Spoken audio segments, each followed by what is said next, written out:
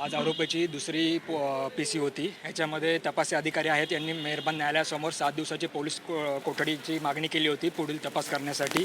तर मेहरबान कोर्टाने ह्याच्यामध्ये तपास करण्यासाठी 2 दिवसाची अजून वाढीव पोलीस कोठडी देण्यात आलेली आहे।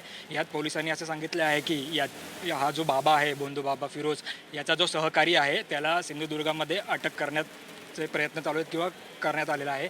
आणि त्याच्याबरोबर याचे कसे संदर्भ आहेत आणि यातील मुख्य आरोपी आहेत त्यांच्यासोबत कशा संदर्भ आहेत याचा तपास करण्यासाठी त्यांनी मेहरबान न्यायालयासमोर अजून तपासासाठी पोलीस कोठडीची मागणी केली होती। युक्तिवाद एकंदरीत काय झालं बाबाच्या ज्या दर्ग्यामध्ये काय काय गोष्टी वस्तू आढळून आल्या याच्यामध्ये जेव्हा बाबाला अटक करण्यात आली तेव्हाचा अटक पंचनामा आपण पाहिलात तर तेथे लिंबू आणि जे अघोरी पूजे करण्यासाठी किंवा प्रक्रिया करण्यासाठी जे आवश्यक साधन आहे ते सापडलं आहे असं घटनास्थळी पंचनाम्यामध्ये नमूद झालं होतं।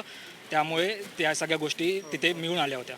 तर पाहायला गेलं तर या प्रकरणामध्ये कुठेतरी बोंधू बाबा जे वापरलेल्या गोष्टी आहेत मिळून असे किती आरोपी आहेत की जेणेकरून आता त्या युक्तिवादामध्ये समोर आलेले अशामध्ये घरचे सोडून अजून 3 बाबा, एकूण 3 आरोपी आणि एकूण असे 9 आरोपी आहेत। त्यामध्ये 3 जण बाबा आहेत। खऱ्या अर्थाने तिथं कृत्य काय चालू होतं नक्की त्या गिरिजा राऊतसोबत त्या प्रकार झालेला त्या गोष्टी आता आढळून आलेल्या।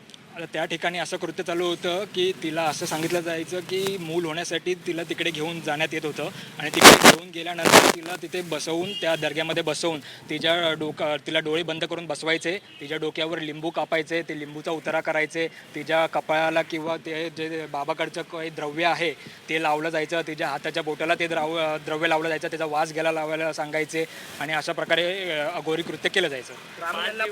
याला देखील पोलिसांनी आता अटक केलेली आहे। याचा रोल या संपूर्ण प्रकरणामध्ये कसा सहभाग? आता ह्याचा पोलिसांनी आता सध्या अटक केलेली आहे सिंधुदुर्गामध्ये। जेव्हा पोलीस त्याला मेहरबान न्यायालयासमोर आणतील आणि त्याचे रिमांड रिपोर्ट दाखल करतील तेव्हा आपल्याला त्याचा काय रोल पोलिसांनी सांगितलं आहे।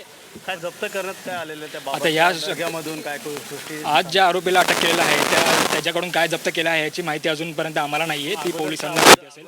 अगोदरच्या बाबाकडनं लिंबू आणि बाकीचे साहित्य सापडलं।